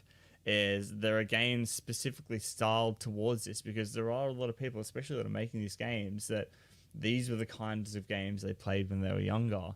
Very true. So this kind of like nostalgic aesthetic can be really fun to go back to, especially with a game that's kind of, a bit wacky and a bit fun. It doesn't take itself very seriously. Like, we're seeing a resurgence of these style of graphics and very pixelated, heavy style of graphics. Like, I think is what was that new one that's coming out for on Xbox? There was one, had an amazing trailer. I can't remember what it is now. It's gone. Fortnite? But that definitely was not Fortnite, man. Although if Fortnite had graphics like this, I don't know, man. Maybe it wasn't that Boyfriend Dungeons game, mate, was it? Oh man, do you want to talk about Boyfriend Dungeons? Because I've been playing that. Have you really? What? Yeah, man, I love it. It's great. You're joking. Come on, No, not at all. Not at all. Look, hear me out. Look, I know. Look. Oh, okay. It's been getting a bit of a rap, and look, I get it. It's not. It's not. It's a game that does not take itself seriously. It's a lot of fun, but if you put all that aside just for a moment, right? Okay. Well, you put me on the big stage for this. Too, I have. I did. So it's hang on, just for context. Just for context, just maybe a clip. Puppiez is going to tell us all about Boyfriend Dungeons and why it's really good. Yeah, I mean, it is. So look, it's fun, it's silly, and it's a bit weird. And I only started playing dating sims not long ago. I think the first one I did was the KFC one, which was hilarious, and I loved it. And it was just a straight up dating sim. And this one, the dungeon crawling mechanics aren't actually too bad in it. It's actually pretty good. There's a good gameplay loop there. It's fun to play. You get some really cool power-ups and abilities. Yeah, sure, you're dating a weapon. They're shirtless dudes. It's fun. Who cares? Which was your favorite? But I heard there was like weapons that were quick. Yeah, there's always weapons that are quick, mate. And are you playing on Xbox or PC? I'm playing on PC. Because Trish told us that if you play with a controller, you get vibrations in certain scenes. I haven't got mine set up. I've had vibrations off since like the Nintendo 64. It's just too much sensory overload for me. But honestly though, like the characters are really well written. The stories are interesting. The dungeon crawling isn't bad. If you can get past the shirtless guys, which I mean, a lot of people can, and that's like it's great. I know, it's not everyone's cup of tea, and that's fine. That's fine. A lot of people won't play this, but I'm here to tell you it's actually a pretty good game, and I've really enjoyed my time with it. I'm looking forward to finishing it. Trish is going to be so happy with you. She's going to be very happy with you. I was kind of hoping Trish would be here. She's going to be gutted she actually missed this now. She's going to be absolutely gutted that she missed this. Look, I actually got some backlash a little bit for... I know I rubbish this game. Like, there's a community out there for every game. Just because I think a game might be silly, there's obviously people out there that probably love these kind of games just as much as I like games that people don't like. But you know, clearly people love the game, and that's fantastic. I'm just rubbish. Not rubbishing it. I'm just kind of more so mimicking it for its concept. It's just a weird concept. Like, it's a weird concept. Dating your weapons. And I think that's what makes it unique too. Like a lot of dating sims. I mean, there's dating sims that where you're dating birds. There's like some really, really raunchy like space prison ones that you probably wouldn't want to talk about in a podcast like this. Like I've seen a lot of them, and it's something different. Like they do something different with the genre. They attach that dungeon crawling, and it ties into the story, which is it's not just like, oh, no, you're good dungeon crawling. It ties into the story. Everything you're doing has meaning. You're meeting, like the slight spoiler, when you're finding these weapons, you're finding them throughout the dungeon. So as you go through the dungeon, you slowly progress. You're unlocking more of the story, and it's done really well. It's tied in to the overall story as well. And yeah, and they touch on some really good topics to do with relationships, consent, stalking. Again, for some people it can be a little bit triggering, a little bit heavy for them, but it touches on some important topics in the dating world as well, which I think is really, really good. So there you go. Yeah, if again, it's not everyone's cup of tea, and that's okay, but if you're even thinking about it, give it a chance. It's a bit of fun, and it's a pretty decent game. There you go, Boyfriend Dungeons. There you go. Maybe I will try it out just for you. I want to hear your thoughts if you do, man. I want you to stream it. Actually, I would love to see your live reactions to some of this. Nightlife is definitely going to have his controller vibrations on for that one. yeah, definitely. Maybe I'll stream it. Have like one streamer just for a laugh or something. Like I said, I'm laughing just at the concept of it. Like I said, I'm sure it's people have obviously put some time and energy into these games, and I'm sure, like I said, it's a good game for the right audience. So. It's just me laughing at the concept. It's just when I first read it, I'm like, is that like, am I reading that right? That's the kind of game we're playing. But no, that's honestly interesting to hear that it's kind of got that kind of. Also, to Goob's comment, just really quickly, if it was Ryan Reynolds, I would be praising this game even more. We'd be set.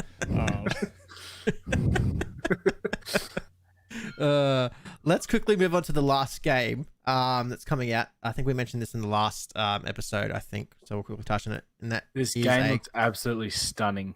The Artful Escape, highly anticipated. On the eve of his first performance, Francis Vendetti battles with the legacy of a dead folk legend and the cosmic wanderings of his own imagination.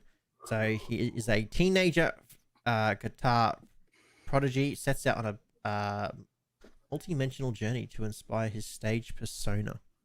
It's a highly anticipated game. I don't know if it's my cup of tea, but yeah, people are kind of interested for it. What's their thoughts, boys? I think the game looks absolutely stunning. The screenshots and everything I've seen so far for it. It's coming in the Game Pass, so I'll download it. The worst that's going to happen is I'm not going to like it, and if I don't like a game, obviously I just uninstall it. No loss. But the game itself came for it. Group just came for it. Yeah. I'm down for this. Like cosmic wanderings, you've got me sold. Some weird psychedelic stuff going on. That's great. I started playing Psychonauts too the other day too. What do you think? What are you thinking of that? I'm only about 40 minutes in, but I'm enjoying it. A really charming game. It's got those like ants, Pixar style animation to it. I'm kind of digging it. But the world itself and the story is really, really charming. It sucked me in so far. I've only played like an hour, done like the first level. I'm planning to get hopefully more of that done over my weekend. I'm really disappointed. I don't like the single. I don't know what it is. I used to play a lot of single player games like growing up, but I really struggle with single player games now. Just enjoying them. I don't know. I've said this before. I really enjoy multiplayer games more. Like I struggle to kind of sit there and enjoy a single player. Like everyone's raving about Psychonauts, and I don't like hate the game because I played the early access of it. It's like I just struggle to get that same enjoyment out of these single player games these days. Like it does look like a good game, but that's honestly just a matter of taste. You know, I don't vibe with a lot of multiplayer games anymore, mostly because I'm old and creaky and bad. But yeah, but Artful Escape. It looks fantastic. I think it does look fantastic, for sure. I think I'll definitely be getting into this one when I have the time. It'll be going on my bump everything on the backlist, the backlog down a bit further, and just like I'll put it at like number 3 or 4 next to my list and try and get to it very soon. But yeah, looks really cool. Hopefully some like rhythm stuff in there too, because then it's like kind of music based. I'd love to see some like rhythm style gameplay in there as well. I think that'd be pretty neat. For sure. So another great week coming up for Game Pass, as always. I don't think this is a week where like there's not much going on. And it's like whenever we prep these shows, like you think you've got all your games set, and then a day later they go, "Oh, surprise! We got 6 more games coming for you on Game Pass, and they're coming out in 2 days." It's like, oh, you want a quick story about that? Yeah, absolutely. So we're doing the news for Thumbs just back when we were a news podcast, and Gray and I were getting the news ready, and we were kind of prepping the stuff for the day, and we're about to record, and then there was rumors of the Xbox Series X finally being revealed and dropping, and we're like, okay, cool, we'll throw that in the show, we'll talk about, we'll think about what we think it's going to be, blah blah blah blah blah. We get to the end of the show, it was announced seconds after our show ended. Oh, you're joking. Like, you're kidding me. I was like, why? Do this to me. And it happened so many times. Was it the Switch announcement as well? One of the new Switches happened as well, like half an hour after we finished. We were just on the wrong news cycle for those couple of weeks. It was terrible. But yeah, infuriating. Keeping up with news like this is always like the gaming industry moves so fast too. You got to be so quick. You got to be so quick to like once you hear about it, you got to be so quick to kind of go about it. So, your podcast, what do you got lined up over the next kind of 6 months? What's spoilers? What spoilers? What spoilers? I haven't got next week planned. You just told me the other day. I'm like 5 weeks ahead. Like, yeah. You know what happened to those 5 weeks? Didn't record. Postpone. I had guest postponed. I had cancellations. It's the fickle thing about guest-based podcasts. You're very reliant on someone else that you don't know. So it is stress. But yeah, podcasts, Two Left Thumbs podcast. I find people in the gaming industry, creators, people working on video games, people talking about video games, people that just love video games, and we talk about anything but video games. That's the elevator pitch. Just getting to know perfect strangers and bonding over the fact that I know and they know that we both love video games, and just seeing where it goes from there. As far as what's planned, next week this week now. I have Mr. Badbit on from the PlayStation Trophy Room podcast, which would be really, really cool. Nice. He's a really interesting guy, very knowledgeable, lots of interesting stories, a really cool bloke. After that, I'm kind of on to my next kind of group of guests. So I'm looking for some people. I'm looking at a few developers and stuff like that. I'm trying to kind of get in contact with. So I haven't confirmed anything yet, but I've got some pretty cool people that I'm looking at getting lined up, which would be really, really cool. But we do that every week. I release on Thursdays. You can find me. I love the podcast specifically. Don't worry about me. I'm terribly uninteresting on Twitter. I only post when I have the podcast to post about. No, that's not true. Twitter.com/deft_puppies with a Z. He posts stuff. Occasionally. He posts I'm more of a daily. quality over quantity kind of guy, so I don't post often, but when I do, it's hilarious. But yeah, you can find the podcast on Twitter at @left_pod. We're on Instagram as well, Two Left Thumbs Podcast. They're just kind of there to announce that the episodes are there. The real meat, the real source. You want to be going to your favorite podcast platform of choice. Searching Two Left Thumbs, you should find us. You can also find I do a video version as well that I release at the same time. You can find that by going to twoleftthumbs.online, and that'll link you directly to our channel. And you can go from there. All the links will be everywhere. You'll be able to find everything, I hope. They got to look for the smaller channel, isn't it? Didn't you say there's a competitor channel that looks similar to yours on YouTube?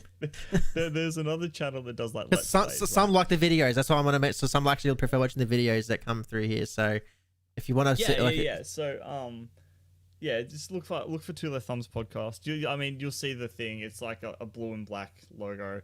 It'll be around. I'm sure. But if you're having trouble finding it at @left_pod on Twitter, I'll point you in the direction. Get mad in my DMs. Goes, God damn it, Puppies, where's this episode? I'm like, it's over here. It's okay. I got you. But yeah, you can find me there doing my stuff. Like I said, I'm taking it week by week. I don't like to plan too much ahead because things always go wrong. Just gotta wing it. It's fine. Yeah, and which is what we've done tonight. Really. Yeah, exactly. We winged it. So, mate, thanks so much. Sheet like 20 minutes ago. Yeah, mate. Thanks so much for coming on. Really appreciate it. It's been fantastic. It's been a lot of fun having you on, man. I'm glad I could come out here and cause a bit of chaos.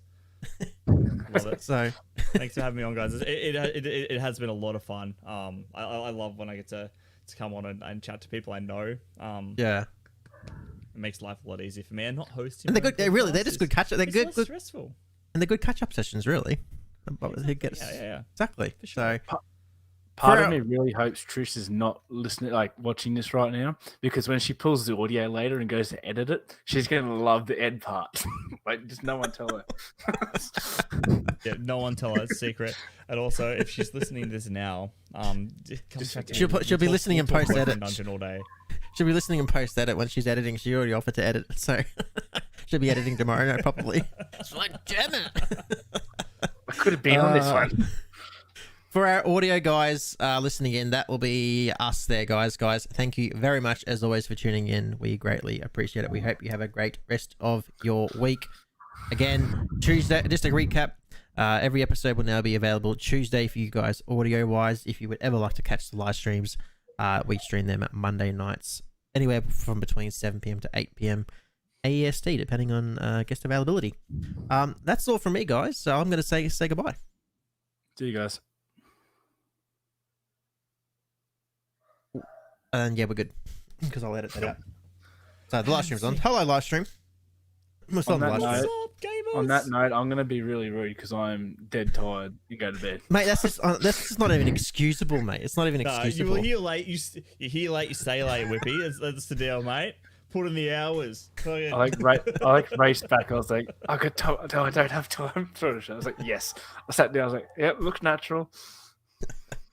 How was that? No, all good, mate. Thanks for coming on. That kind of helped a little bit. Cheers, puppies. Yeah. Hey, Whips. See you, mate.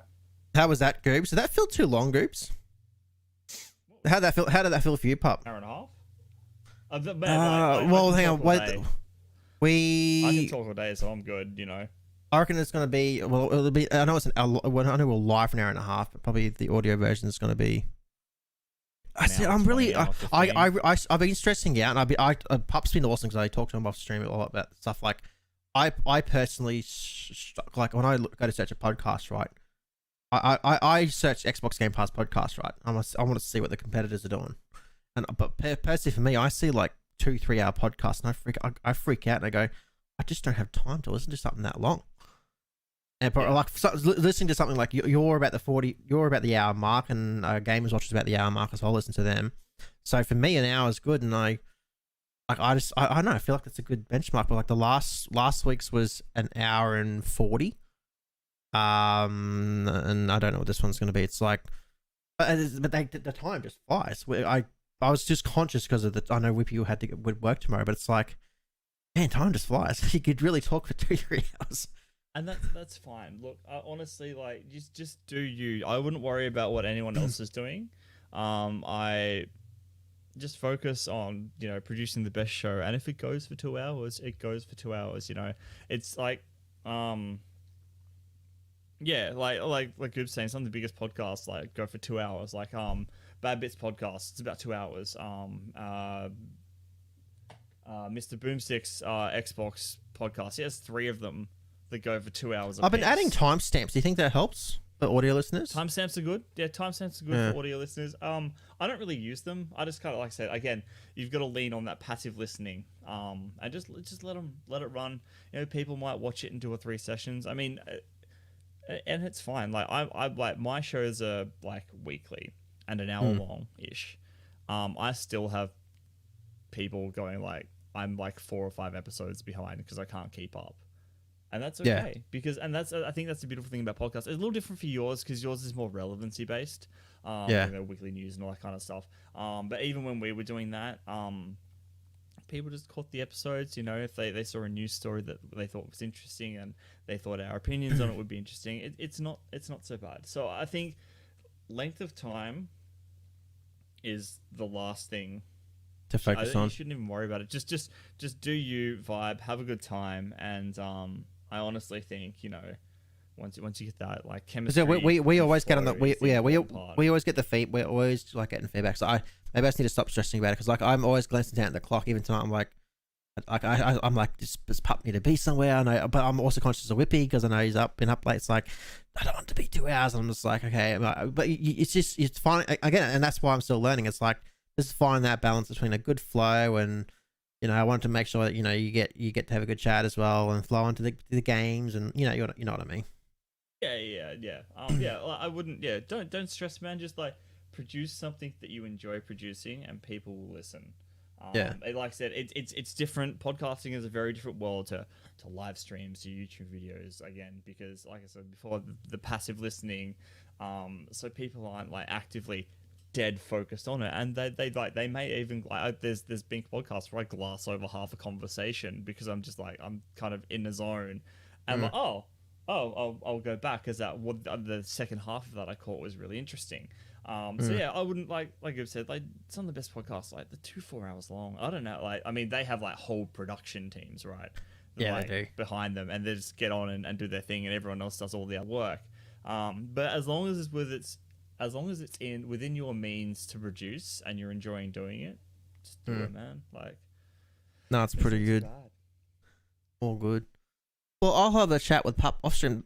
Groups, thanks heaps for hanging out, man. It's awesome.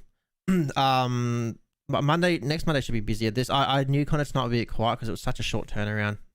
Like we even debated, like I said, we were debating even cancelling this week. I'm like, do we just? The guys were like, do we wait the week and do it next week and try and? I'm just like, no, it's going to be a short turnaround. We'll just do Monday, and it'll be every Monday from now on. We'll just do that. But I mean, like Whippy was here for a bit, and like the other guys get a week off now. You know, I mean, sure, they had other things to deal with, and that's cool. But you know, gives them the break, and they can come back, and you've reset the week for them, and they don't stress about it. They can just come on and hang out. I think it'd be alright. Yeah, you love podcasts. I love podcasts too, Goobs. Like, the more I do them, the more I love them. I'm loving it too. Podcasts too, and I'm like, this is becoming a problem. I'm not getting time to produce my own. I'm actually enjoying podcasting more than I enjoy videos or anything like that. It's just so fun. Like, and I think the reason being is like, I'll give you an example. Right? You all know I focus on Game Pass stuff for my YouTube channel, and it can just be disheartening when you spend so much time on a video. Like I take Cardo for example. I played Cardo. I hated it, so I probably recorded about 45 minutes footage, which I had to condense into about 4 minutes worth of footage. Record all the audio separate to that. You know, thumbnails. You know, you'd probably talk on 4 hours work or something, right? And it just, even though it's Game Pass, it's just because it's a small indie game, it just tanked on YouTube. Like, it just didn't do well at all. It's like, that's 4 hours of my time just gone. It's like, I could have been doing so many other things, like podcasting or something. You know what I mean? It's just like, I've lost you again. There you go. This is something I got into with Bad Bit. Did I cut out? Yeah. Did I? Yeah, no, you're good. You're good now. You're good. I think it's when you just sit back more. It's all good now. Yeah, it's my noise gate. Yeah, and this is something I talked about in my most recent episode, because he used to do YouTube previous to this, and like it's stressful. You have to, like, if you want to get anywhere, you've got to focus on negativity and really drive those clicks and focus on the algorithm. And there's a lot of mental game there that brutal. Just is and once you let it slip for a second, it's gone again, right? It's absolutely volatile, and I mean, there are people out there that are doing a fantastic job on YouTube, you know, and they're doing great things with, you know, positive videos, but like, you want to get clicks, you hit that negativity, and that's a gold mine, right? But then you're expected to do that, and then it kind of snowballs, and then he's like, you become like, just there's like hate and anger, and just it's stress, and you don't enjoy yourself doing it anymore, and that comes through. So in the end, you're kind of fucking yourself over anyway. Yeah. But yeah, I mean, podcasts, like, you just put it, like, you don't even need to like do the TikToks and the Instagram. Like, you know, you do it because you love doing it, and you love doing the editing, and that's fine. But you don't need to. You just kind of you don't need to. It out there and let it go. Because like podcasting, I think, as a content form, the modern version of podcasting, what we're seeing now, is only really just starting. I think it's going to grow. It's going to shrink a lot. A lot of these podcasts started throughout. Hi, Train. Started through the lockdown and people looking for something to do, and a lot of these ones won't last. I'll get to 15, 20 episodes, and they'll be like, this is hard. I don't know what to talk about, or they're struggling with it, or they don't see those numbers go up. And that's a big one. They don't see the immediate improvement. We're doing this every week. Why aren't people listening? Well, they see a drop. Well, our audio does okay. I think on our current trend, I see our live streams doing well. I know tonight was quiet. It was just because it was a short turnaround. But like I said, our live streams aside from this week, our live streams tend to grow week over week. Everyone seems to love the live stream, which is fine. But obviously, good, some can't catch the live stream, so they then go to we find it's live streams, then they go to the VODs. So they'll message one like Boo Boo or something. Go, oh, is the VOD up? I've had the same thing as oh, when's the VOD going up? But now that we use StreamYard, we don't even have to worry about that, because before we used to do the manual upload, it just does it itself. Yeah. So we don't care what numbers we pull on YouTube. It's the fact that now that as soon as this ends, it's going to turn into its own video on YouTube, and it's just there. Yeah, having said that, they'll catch the unedited version. That's good. Hi for those listening. Welcome. Hi, still listening past the episode. This is post podcast. This is post podcast ponderings. Yeah. Welcome. This will now be going live on our Patreon server. Yeah. But Goobs is right too. A lot of people enjoy the video. They see. Yeah. I make lots of visual references, even though I'm an audio platform, and that's why I kept doing the YouTube thing, because I'm like, I make lots of visual references. I'm meeting all these interesting people, and because you're seeing a slice of their life through the stories they're telling, you get that visual of the background that might tell a few stories. They might have a cool poster on the wall that relates to something they're talking about, or they have some cool memorabilia. Winky and I were comparing first-gen consoles one time. There can be a lot of visual stuff, especially when you're meeting in a video format, because you don't really think about it. And that's good there for people that have that. I've noticed a definite divide when I started consistently uploading the video versions to YouTube and releasing them at the same time, because I used to stagger them. I do the audio version on Wednesday and then the video version on Friday. I'd stagger them intentionally. And the audio would always outperform the video. But now I've started doing them together. Things have started to balance out a bit more. So I'm seeing I'll have, I think last week's episode, I had 14 views on the YouTube, and then was it 20 or 30 in audio? Yeah, so normally that would all be audio. We're doing a quick look here. Ours is I think because we're doing because of the short turnaround, it's a bit hard, because it's a bit people are going to be behind. Some might have not even watched episode 6 yet, and now there's an episode 7 going to bounce tomorrow in less than a week, so bit rough for people to keep up with. So our last our best episode yet was when we first brought the girls on, so Trish and Boo Boo. That was episode 4 that hit. Honestly though, I'm not sure if Boo Boo will hear or see this, but she was a fantastic addition. Really well spoken, really good at just talking about games and stuff. Yeah, that was the feedback we got. They really loved the girls. Yeah, so her and Trish are sisters, so they're both staying on. They really loved it. So that one picked up almost 30 downloads just for the audio alone. And after that, we are averaging around about 15 episodes. Having said that, I feel like we've done a lot. We did episode 5, which was a short one. I can't even find that. Then 2 days later, we did Gamescom. Now we've just done. Then Thursday last week we did episode 6. Now we're done. So there's just a lot. So this is, I think, for over the next 4 weeks, it's going to kind of start balancing things out where we're at. My YouTube channel picked up, I think, 30 odd views for the last episode, I think. The live streams I find don't do too much, so that's okay. That it's just recording, so I don't care. So the Couch Squad YouTube, it's just the Couch Squad YouTube is brand new, and it's got 20 subs, and it just seems to struggle. I find I've with had YouTube. that thumbs the entire man. They've had the YouTube. It just channel doesn't go anywhere. And I'm at like I think 61 subs at the moment, and that's mostly and most of that has come in within the last year of me doing what I've been doing. And I think honestly most of it's just the guests subscribing so they can watch later, and that's fine. Yeah. I'll take those views. I don't give a shit. Yeah, exactly. But yeah, it's like so, we're posting reviews and stuff to that channel, and yeah. it's not this just doesn't do anything. It was like it doesn't. It's reviews that are going to people's personal channel. It was just an idea. I said, well, you're already posting a review to your own channel. I said, why not a week later we just chuck it up on this channel, on the Couch Squad channel? What's the worst happen? It gets 1,000 views and more traction for yourself. But it's not doing that at the moment anyway. We just don't. But we'll yeah, keep, and we'll I think trying. that's a unique thing you guys have to pull on, because you are a larger group and you're all creators. You have your own individual communities to kind of pull those first initial views in to help you push through the audio and video algorithms a little bit, which is handy. Yeah. And yeah, like you've got a lot of people to like to base it on, which is always a good start. Yeah. I'm gonna end the broadcast here though, just for these guys, just so it's less editing for Trish, because as nice it is, the more I continue, the more, more editing she's gonna do. So it's gonna be harder for her. Got it. So yeah, live stream. We'll catch you guys next Monday, guys. Thanks heaps as always. Bye.